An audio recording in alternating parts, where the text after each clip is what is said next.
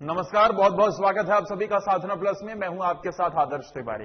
खबर बिहार झारखंड की शुरुआत करें, लेकिन पहले इस वक्त की हेडलाइंस।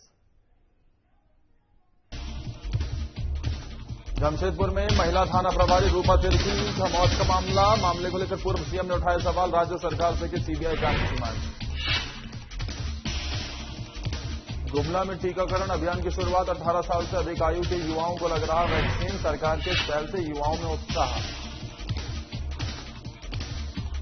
जमशेदपुर में उत्पाद विभाग को मिली बड़ी सफलता। एक घर में छापेमारी कर भारी मात्रा में अवैध शराब की बरामद। मौके से शराब कारोबारी फरार। मोतिहारी के कलेक्ट्रेट परिसर में लगी लोगों की भीड़। डेटा एंट्री ऑपरेटर की बहाली को लेकर लगी भीड़। बेरोजगारी की मार झेल रहे युवाओं को रोजगार की है तलाश।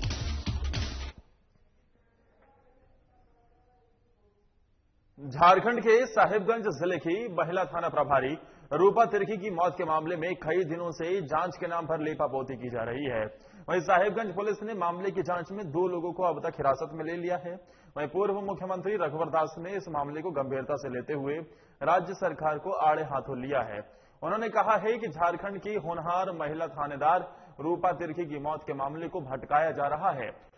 पुलिस जांच के कुछ तथ्यों पर पर्दा डालती दिख रही है। उन्होंने मुख्यमंत्री से इस मामले की जांच सीबीआई से कराने की मांग की है। जब उनके दल के विधायक खुद सीबीआई जांच की मांग कर रहे हैं और लगातार शुरू से बीजेपी सीबीआई की मांग कर रही है, तो मुख्यमंत्री मौन धारण क्यों हैं? साहिबगंज में पदस्थापित महिला थानेदार रतन तिर्की की मौत जिस हालत में हुई है, उससे कई सवाल खड़े हो रहे हैं।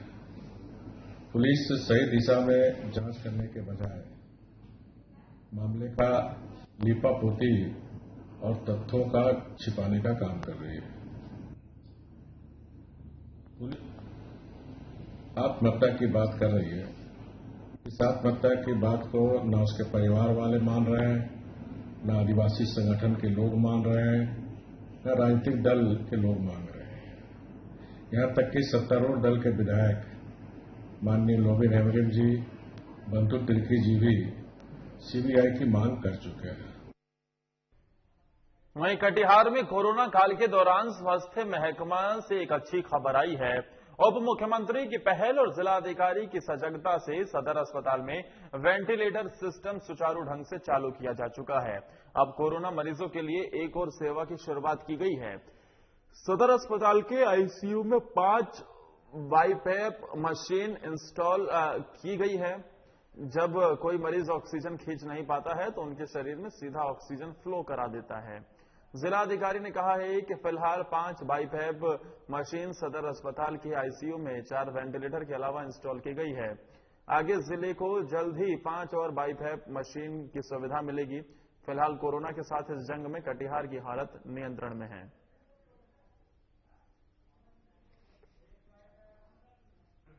और अगले 1 से 2 दिनों में 5 और बाईपैप मशीन आने की संभावना है। बाईपैप मशीन एक बड़ी ही कारगर मशीन है। उन पेशेंट्स में ये यूज होता है जिनमें सांस लेने की क्षमता थोड़ी कम होती है। तो नॉर्मल ऑक्सीजन सिलेंडर से वो सांस जो ठीक से ले पा रहे हैं उनके लिए ऑक्सीजन सप्लाई होता है, और जो बिल्कुल नहीं ले पाते उनके लिए वेंटिलेटर की आवश्यकता पड़ती है। किंतु वैसे लोग जिनका फेफड़ा कमजोर हो जाता है कोविड के कारण या किसी अन्य कारण से, और वो सांस खींच नहीं पाते हैं पूरी तरह से, तो ये मशीन ऑक्सीजन हाई फ्लो में उनके नाक में डालती है, जिसमें कि कोई ऑपरेशन या अंदर भी डालने की जरूरत नहीं पड़ती है, वो मास्क के रूप में ही होता है।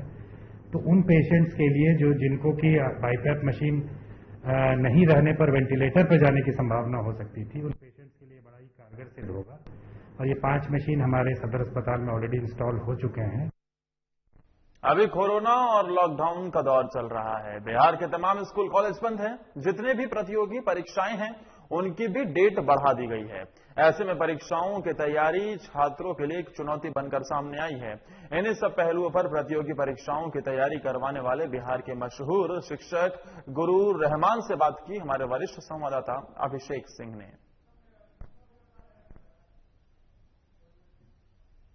कोरोना का संक्रमण है और बिहार में भी लॉकडाउन लगा दिया गया है, और इस लॉकडाउन में सबसे अधिक जो परेशान है वो छात्र हैं, नौजवान हैं, क्योंकि उनकी क्लासेस बंद हो गई हैं। उनको कंपटीशन जो तैयारी करते हैं उनके कोचिंग क्लासेस को बंद कर दिया गया है और तमाम तरह के जो परीक्षाएं हैं उनको भी रद्द कर दिया गया है। इस वक्त हमारे साथ बात करने के लिए हैं पटना के रहमान सर। उनसे हम बात करेंगे कि सर, इस लॉकडाउन में बहुत सारे परीक्षाओं को रद्द कर दिया गया है, छात्रों के लिए एक बड़ी समस्या है, उन छात्रों को क्या करना चाहिए? देखिए, रद्द नहीं किया गया है। सबसे पहले तो आपके चैनल को बहुत बहुत धन्यवाद। इस महान त्रासदी के समय भी आप लोग हमसे मिलने आए, डर हमको भी लग रहा था, लेकिन आप लोग बोले तो हम तैयार हो गए। रद्द नहीं हुआ है, बढ़ा दिया गया है और इस भयावह त्रासदी में परीक्षा का डेट बढ़ाना जरूरी था। एक बात याद रखेगा हमेशा, मैं वेद का सुधार्थी हूं और मैंने दुनिया को बहुत करीब से देखा है। मैंने पेपर बांटा है, दूसरे को जगह पोस्टर भी साटा है, दूसरे आदमी खाना भी खिलाया है, गांधी मैदान में भी सोया मैंने। तो हम देखते हैं कि जब जब बहुत संकट के समय से आदमी गुजरा है तो उसके बाद आने वाला कल बड़ी खूबसूरत होता है।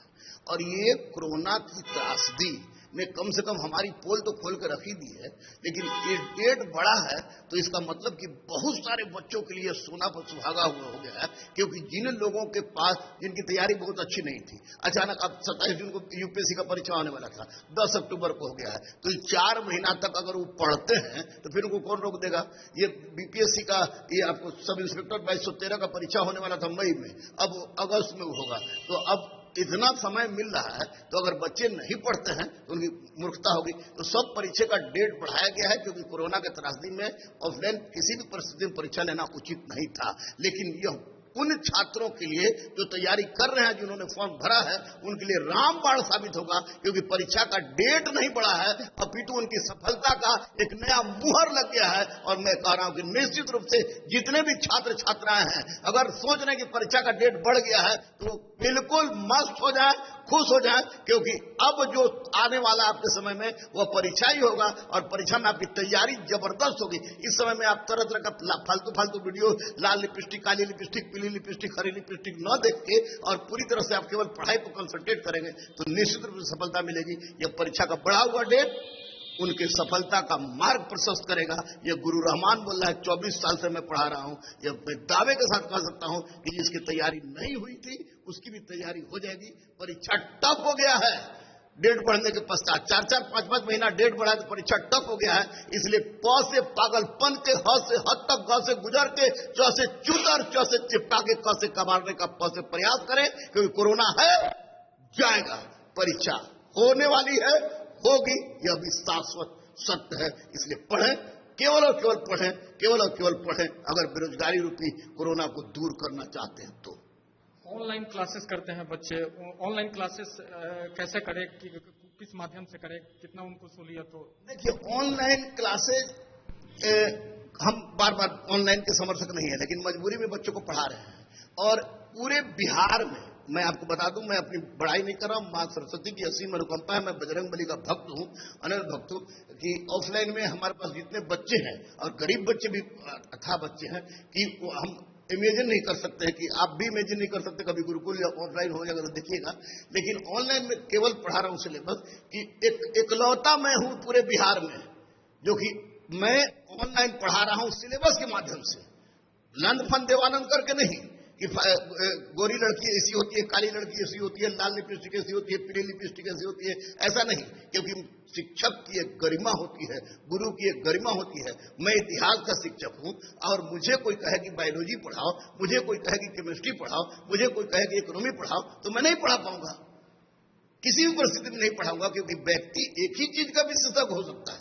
और ऐसी परिस्थिति में मैं Rahman M civil service YouTube channel को मैंने फ्री अपना कर दिया बच्चों के लिए कि वो अपना पढ़े। तो ऑनलाइन मजबूरी है, लेकिन करेला भी मजबूरी में खाया जाता है लेकिन उसका फल अच्छा होता है, नीम भी मजबूरी में पिया जाता है लेकिन उसका फल अच्छा होता है। और अभी जब सब कुछ बंद है और ऑनलाइन ही चल रहा है तो ऑनलाइन को करेला समझ के ही पढ़े। आपने सुना गुरु रहमान सर को, जिनका साफ तौर पे कहना है कि सभी को बढ़ चढ़ के वैक्सीनेशन में हिस्सा लेना चाहिए, क्योंकि वैक्सीन से ही हम कोरोना का जंग जीत सकते हैं। पटना से साधना के लिए अभिषेक। वहीं झारखंड सरकार ने स्वास्थ्य सुरक्षा सप्ताह की अवधि बढ़ा दी है। इस अवधि को बढ़ाया गया है, जिसको लेकर सख्ती भी बरती जा रही है। रांची में भी लॉकडाउन का सख्ती से पालन करवाने के लिए तैयारी भी कर ली गई है। आपको बता दें कि रांची के सभी 92 चेकिंग प्वाइंट पर 3 शिफ्ट में जवान और पुलिस पदाधिकारियों की तैनाती की जाएगी। इस दौरान जिले से बाहर आने जाने वालों की चेकिंग की जाएगी, साथ ही ई पास नहीं होने पर कार्रवाई की जाएगी।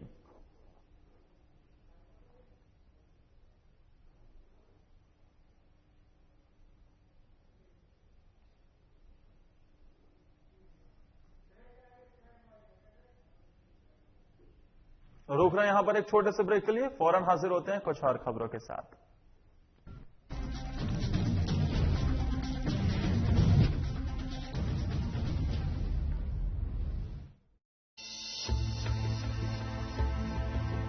रामकृष्ण मिशन अस्पताल रांची में सेवा का एक सर्वोत्तम संस्थान।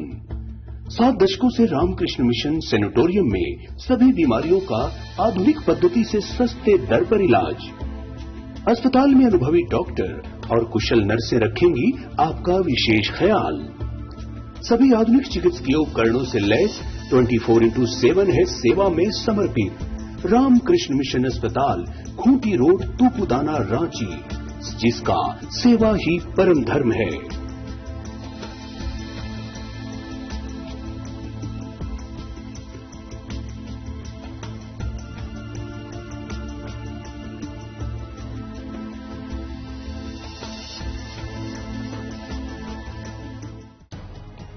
आंख अनमोल उपहार है।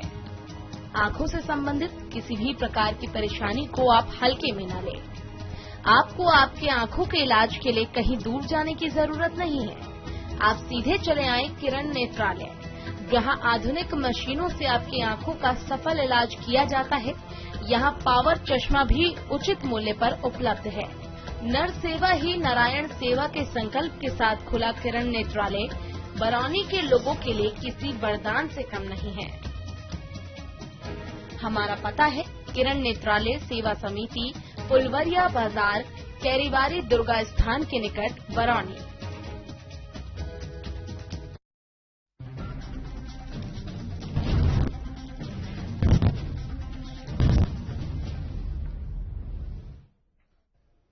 ब्रेक के बाद स्वागत है आप सभी का। बात नवादा की करते हैं, जहां कोरोना मरीजों के परिजनों को ऑक्सीजन सिलेंडर के लिए अब दर-दर की ठोकरें खानी नहीं पड़ेगी। आपको बता दें कि ऑक्सीजन की कमी को लेकर नवादा और गोविंदपुर के आरजेडी विधायक ने आज 200 ऑक्सीजन सिलेंडर जिला प्रशासन को सौंपे हैं, जो कि दुबई से दिल्ली एयरपोर्ट पर पहुंच चुके हैं।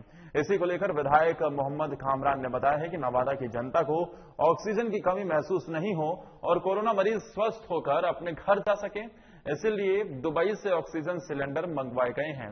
आपको बता दें कि विधायक ने पहले भी अपने निजी फंड से 50 बेड कोरोना मरीजों के लिए उपलब्ध कराए थे और 25 लाख रुपए 5 वेंटिलेटर खरीदने के लिए जिला प्रशासन को दिए थे, जिससे लोगों की सहायता हो सके। वहीं नवादा के आरजेडी विधायक विभा देवी ने भी पिछले साल 1 करोड़ 25 लाख रुपए देकर सरकार के फंड में दिए थे और इस साल विधायिका अपने क्षेत्र की जनता के लिए किचन भी चला रही हैं।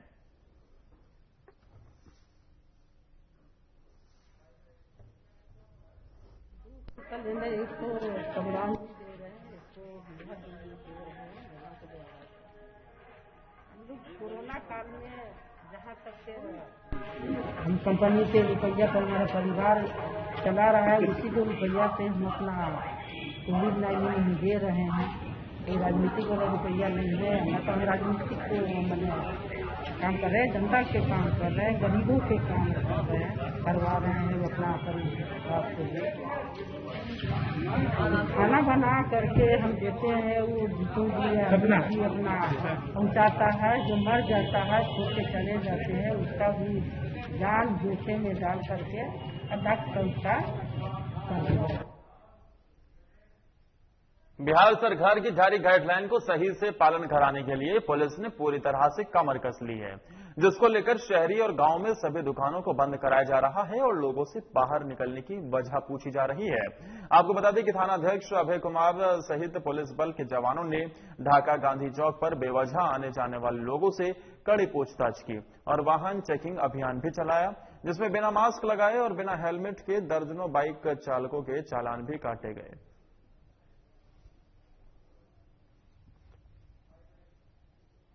लॉकडाउन को प्रभावकारी रूप से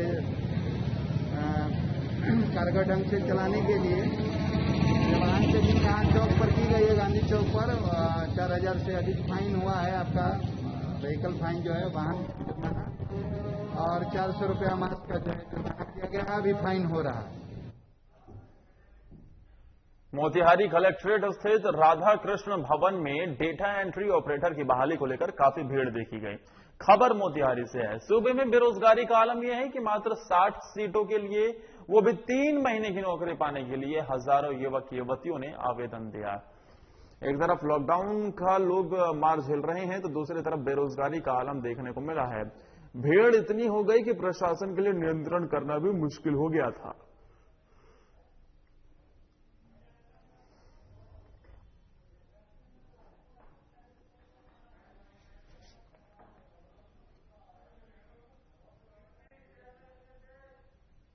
वहीं झारखंड सरकार के निर्देशानुसार राज्य में कल से ही कोरोना टीकाकरण अभियान की शुरुआत हो गई है। आज टीकाकरण का दूसरा दिन है। गुमला जिले के प्रखंड बसिया के रेफरल अस्पताल में 18 साल से 44 साल तक आयु के लोगों को, महिला, पुरुष, युवक, युवती को कोरोना वैक्सीनेशन के दूसरे चरण में टीकाकरण के लिए लोग पहुंचे।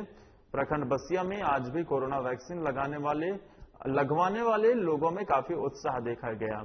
आज बसिया में पहले 20 लोगों को, जिन्होंने पहले टीका लिया, उन्हें मास्क, सैनिटाइजर, डायरी, पेन प्रखंड विकास पदाधिकारी द्वारा देकर स्वागत किया गया। साथ ही सभी लोगों से टीका जरूर लगवाने की अपील की गई है।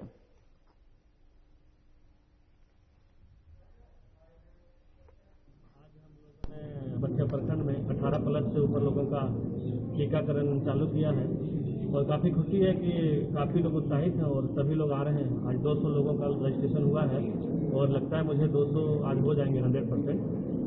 और काफी लोग जागरूक हैं और बढ़ चढ़ के हिस्सा ले रहे हैं, इसलिए मैं सबको धन्यवाद करता हूं। सभी ग्रामीणों से अपील करता हूं कि जिन्होंने भी टीका नहीं लिया है वो अपना रजिस्ट्रेशन करा लें और वो टीका अवश्य लें। साथ ही आज हम लोगों ने एक नई पहल चालू की है कि स्टार्टिंग में जो 20 लोगों ने पहला टीका लिया था उसे सैनिटाइजर, मास्क, डायरी और कलम देकर के हम लोगों ने उन्हें सम्मानित किया। उधर हजारीबाग कांग्रेस के पूर्व महानगर अध्यक्ष और जिला महासचिव मनोज नारायण भगत ने हजारीबाग के अस्पताल और मुक्तिधाम की सुविधाओं को लेकर चिंता जाहिर की है। उन्होंने प्रेस रिलीज जारी करते हुए कहा है कि हजारीबाग मुक्तिधाम में शव जलाने वाली मशीन उद्घाटन के बाद से ही शोभा मात्र लगी हुई है, जिसका आज तक उपयोग नहीं किया गया है। हजारीबाग नगर निगम इसे लगाने के बाद उपयोग करना इसका भूल गया है और जिम्मेदारियों से मुंह मोड़ लिया है। वहीं ऐसी ही स्थिति सदर अस्पताल में उपलब्ध कराए गए वेंटिलेटर की भी है। वो भी अस्पताल में शोभा की वस्तु बना हुआ है। जितने वेंटिलेटर उपलब्ध हैं उसमें से मात्र कुछ ही काम कर रहे हैं, बाकी जैसे तैसे रखे हुए हैं। उन्होंने इन दोनों विषयों को लेकर एक प्रेस रिलीज जारी कर जनप्रतिनिधियों और सरकारी पदाधिकारियों से अनुरोध किया है कि इस पर शीघ्र संज्ञान लें। जल्द से जल्द दोनों ही सुविधाओं को जनता के उपयोग के योग्य बनाया जाए, जिससे लोगों को उचित सुविधा मिल सके। अभी हजारीबाग की जो स्थिति और परिस्थिति जो गुजर रहा है उसमें आप एक चीज को गौर से देखने का चीज है कि मुक्तिधाम में जो सौदागिरी जो बनाया गया था मशीन से, बिजली से चलने वाला, वो जिस दिन से उद्घाटन हुआ है उस दिन से वो शोभा की वस्तु के रूप में रखा गया। उसका कोई उपयोग नहीं किया गया या निगम का पैसा का पूरी तरह से बर्बादी किया गया। कोई भी निगम का अधिकारी, पदाधिकारी, महापौर किसी ने भी सुध लेने का उसको प्रयास नहीं किया, न उसे बनाने का प्रयास किया। और अभी सदर अस्पताल में जो वेंटिलेटर दिया गया है उसमें मात्र 4 या 5 वेंटिलेटर ही काम कर रहे हैं। तो समझ लीजिए कि आज कोरोना के समय में सारे जनता लोग हलखान हो रहे हैं स्वास्थ्य को लेके, लेकिन स्वास्थ्य सुविधाओं अस्पताल में उसको पूरी तरह से दिया नहीं जा रहा है। जमशेदपुर के परसूडीह थाना अंतर्गत पुराना गदड़ा बगान एरिया में उत्पाद विभाग ने गुप्त सूचना के आधार पर एक घर में छापेमारी की, जहां से नकली विदेशी शराब फैक्ट्री का भंडाफोड़ किया गया। इस मिनी फैक्ट्री से लाखों की नकली शराब बरामद की गई है। साथ ही करीब 40 पेटी विदेशी नकली शराब और देसी शराब बनाने वाली सामग्री, ढक्कन और 1000 खाली बोतल भी बरामद की गई हैं। वहीं पुलिस की छापेमारी की सूचना मिलते ही शराब माफिया मौके से फरार हो गए, जबकि उत्पाद विभाग उसकी तलाश कर रहा है। बताया जा रहा है कि शहर और ग्रामीण क्षेत्रों में नकली शराब के कारोबार चलने की सूचना थी। इसी गुप्त सूचना मिलने के बाद उत्पाद विभाग ने कार्रवाई की और भारी मात्रा में शराब बरामद करने में सफलता पाई है।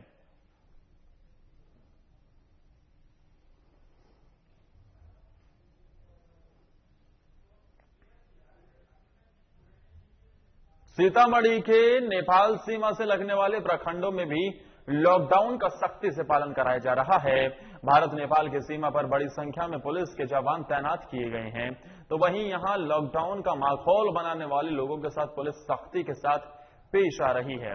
पकड़े जाने पर उनकी जमकर पिटाई की जा रही है और उठक बैठक भी करवाई जा रही है। आप तस्वीरों में देख सकते हैं कि सीतामढ़ी के सुरसंड प्रखंड में पुलिस वाले किस तरीके से लॉकडाउन का सख्ती से पालन कराने को लेकर सड़कों पर हैं और इसका माहौल बनाने वाले लोगों के साथ किस तरीके से पुलिस पेश आ रही है।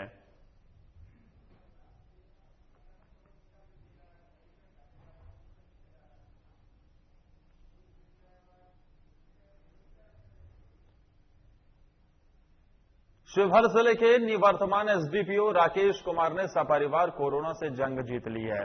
जब पूरे परिवार के एक साथ कोरोना की रिपोर्ट पॉजिटिव आई तो पूरे परिवार में घबराहट और बेचैनी सी होने लगी। इसी बीच एसडीपीओ राकेश कुमार का तबादला भी शिवहर से हो गया, लेकिन कोरोना संक्रमण के कारण लगातार अपने आवास पर ही शिवहर में बने रहे। इसी बीच देर रात को खासकर एसडीपीओ की पत्नी का ऑक्सीजन लेवल काफी नीचे चला गया, सांसें थमने लगी, लेकिन जज्बे को कायम रखते हुए ऑक्सीजन लेवल बढ़ाने की घरेलू तरीकों का इस्तेमाल करते हुए ऑक्सीजन लेवल को मेंटेन किया गया और 13 दिन बाद सभी परिवार पूरी तरह से कोरोना से जंग जीत चुके हैं। तुरंत डॉक्टर का सलाह लें, अपना टेस्ट करवाएं और मेडिकेशन प्रारंभ करें और पूरे पीरियड में आप बिल्कुल धैर्य के साथ और सकारात्मक सोच के साथ अगर आप इसका मुकाबला करते हैं तो बिल्कुल ये सामान्य बीमारी की तरह है। आप आसानी से इसको विजय प्राप्त कर सकते हैं और इस महामारी से आप उबर के सामान्य अपने दिनचर्या को प्रारंभ करें। ऑक्सीजन लेवल कम हुआ तो सर उसका कैसे आपने रात में सामना किया? देखिए, ऑक्सीजन लेवल हमारी पत्नी का कई बार कम हुआ, 90 के नीचे भी आ गया था। तो इस परिस्थिति में जो बताया गया है, जो क्रॉनिक पोजीशन है, आपको लेट करके रहना है, इससे इमीडिएट ऑक्सीजन लेवल बढ़ा और नकारात्मक सोच को आप दूर रखें अपने से। पॉजिटिव सोचे कि ठीक होना है। पहले तो सिम्टम हमको लगा, टेस्ट करा, एंटीजन में निगेटिव ही आया, लेकिन फिर भी प्रिकॉशन रखे, अलग रहे रूम में, बाबू को अलग कर दिए अपने से। और 1-2 दिन के बाद आरटीपीसीआर में पॉजिटिव आया। हिम्मत से काम लिए कि हाँ ठीक होना है। ऑक्सीजन लेवल जब कम होता था सांसें, तब उस समय क्या किया? पेट के बल लेटते थे, थोड़ी देर रहते तो फिर बढ़ जाता था, 3-4 पॉइंट बढ़ता था उससे।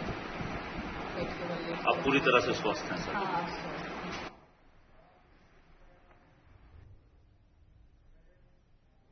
तो सकारात्मक सोच के साथ कोरोना से जंग जरूर जीती जा सकती है, ये उदाहरण भी पेश किया गया। वहीं कोरोना गाइडलाइन उल्लंघन मामले में महानार में अब तक 12 दुकानें सील की जा चुकी हैं, साथ ही 5 लोगों पर प्राथमिकी भी दर्ज हुई है। बताते चले कि एक तरफ जहां देश भर में कोरोना का कहर जारी है, ऐसे में कोरोना को लेकर बिहार में भी हालात गंभीर हैं। हालांकि कोरोना महामारी को रोकने के लिए राज्य सरकार ने आगामी 25 मई तक लॉकडाउन घोषित किया है। इस दौरान केवल जरूरी सेवाओं को ही खोले रखने की छूट दी गई है, लेकिन वैशाली जिले के महानार बाजार में दुकानदार चोरी छिपके से दुकान को खोलकर और ग्राहकों की भीड़ जुटाकर सरकार के आदेशों की धज्जियां उड़ाने से बाज नहीं आ रही हैं। ऐसे दुकानदारों पर महानार प्रशासन ने कार्रवाई करते हुए अब तक 12 दुकानों को सील किया है। इस संबंध में महानार के अपर एसडीओ राकेश रंजन ने बताया कि सरकार द्वारा जारी कोरोना गाइडलाइन सख्ती को लेकर जिला पदाधिकारी के आदेश के बाद महानार बाजार में छापेमारी के दौरान कई दुकानें खुली पाई गईं। इसे कोरोना गाइडलाइन का उल्लंघन मानते हुए दुकानों को सील किया गया है।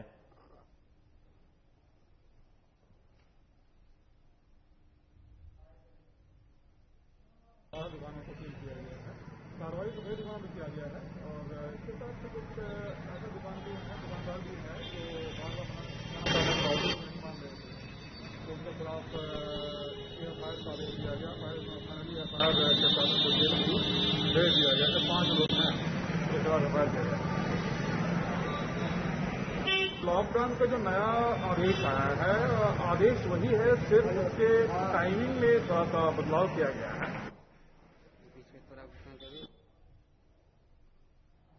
तो लॉकडाउन का उल्लंघन करने पर प्रशासन सख्त है और इस बीच कई दुकानों को सील किया गया है जो लॉकडाउन के नियमों की धज्जियां उड़ाते हुए नजर आ रहे थे। और इसी के साथ इस बुलेटिन में फिलहाल के लिए इतना ही। अपना और अपनों का बहुत ख्याल रखिए, मास्क लगाइए, सोशल डिस्टेंसिंग का पालन करिए, बेवजह घर से बाहर मत निकलिए।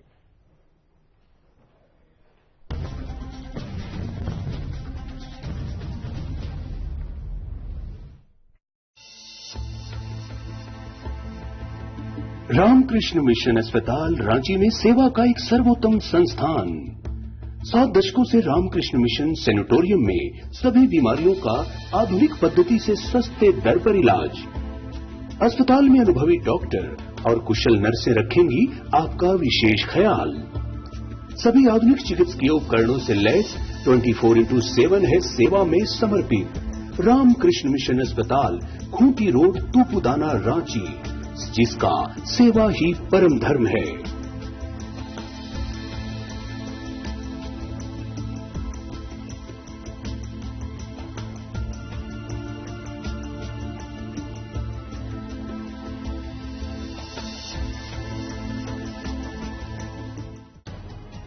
आंख अनमोल उपहार है। आंखों से संबंधित किसी भी प्रकार की परेशानी को आप हल्के में न लें। आपको आपके आंखों के इलाज के लिए कहीं दूर जाने की जरूरत नहीं है। आप सीधे चले आए किरण नेत्रालय, जहां आधुनिक मशीनों से आपकी आंखों का सफल इलाज किया जाता है। यहां पावर चश्मा भी उचित मूल्य पर उपलब्ध है। नर सेवा ही नारायण सेवा के संकल्प के साथ खुला किरण नेत्रालय बरौनी के लोगों के लिए किसी वरदान से कम नहीं है।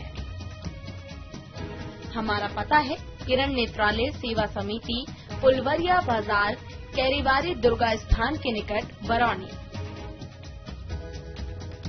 जुबान के लिए उड़ चला गैरों की जमीन पर, खुशबू अपने पन की ढूंढता औरों की जमीन पर, मेरी माटी की ये जुबान, मेरी माटी की ये जुबान है मुझसे दूर मीलों दूर, पर ये दिल है कि चख रहा है उन्हीं अल्फाजों का नूर। दूर कितना भी जाओ, इस जुबान से दूर ना जा पाओगे।